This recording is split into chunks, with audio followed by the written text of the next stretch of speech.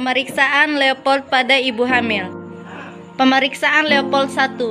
Tujuannya untuk menentukan tuanya kehamilan dan bagian janin apa yang terdapat dalam fundus uteri. Caranya: 1. Posisikan ibu yaitu lutut fleksi atau kaki ibu ditekuk hingga 45 derajat atau bisa juga diganjal dengan bantal dan petugas pemeriksa menghadap ke arah ibu. Yang kedua, mengumpulkan bagian uterus dari tengah dengan kedua tangan membawa bagian dari arah samping umbilikal. Yang ketiga, meraba fundus dengan kedua tangan lalu menentukan tinggi fundus uteri.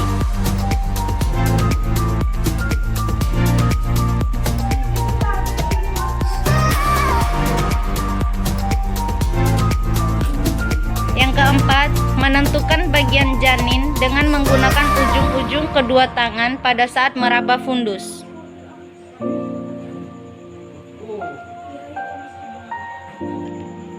Pemeriksaan Leopold 2. Tujuannya menentukan bagian-bagian janin dan punggung janin yang berada di kedua sisi uterus pada letak lintang dapat menentukan kepala janin.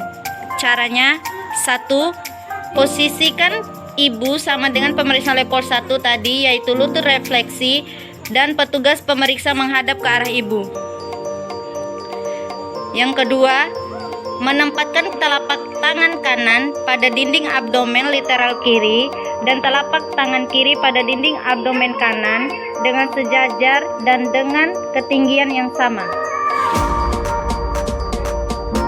Yang ketiga, memulai menekan pada bagian atas secara bersamaan atau bergantian telapak tangan kanan dan kiri, kemudian geser atau arahkan ke arah bawah dan rasakan bagian yang memanjang dan rata serta bagian-bagian kecil. Pemeriksaan Leopold 3. Tujuannya guna menentukan bagian janin yaitu kepala atau bokong serta apakah janin sudah memasuki pintu atas panggul. Caranya: 1. Posisikan ibu tetap dengan lutut yang refleks serta pemeriksaan menghadap ke ibu.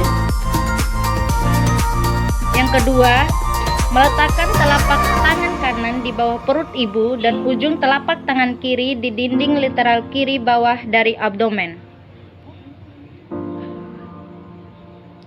Yang ketiga, menentukan bagian terbawah bayi dengan cara menekan dengan lembut dan bergantian ataupun bersamaan.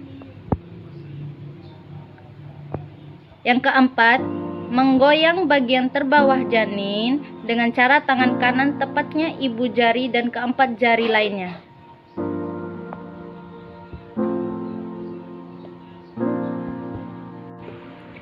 Pemeriksaan Leopold 4. Tujuannya guna memvalidasi bagian janin ibu yang terdapat di bagian terbawah dari perut ibu serta sebagian acuan dalam menentukan bagian bawah janin yang sudah memasuki pintu atas panggul.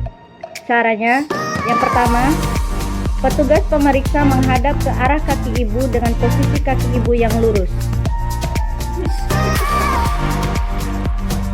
Yang kedua, menempatkan ujung telapak tangan kanan dan kiri pada literal kanan dan kiri uterus bagian bawah serta ujung-ujung jari tangan kanan dan kiri yang berada di tepi atas simfisis. Yang kedua, kedua ibu jari kanan dan kiri dirapatkan, kemudian semua jari-jari tangan meraba dinding bagian bawah uterus. Yang ketiga, hingga jari-jari membentuk sudut konvergen bertemu ataupun divergen, yaitu tidak bertemu. Yang keempat, kemudian pindahkan ibu jari serta telunjuk tangan kiri ke bawah terbawah bayi, yaitu bila teraba kepala usahakan memegang bagian kepala dekat leher, dan apabila teraba bokong usahakan untuk memegang pinggang janin.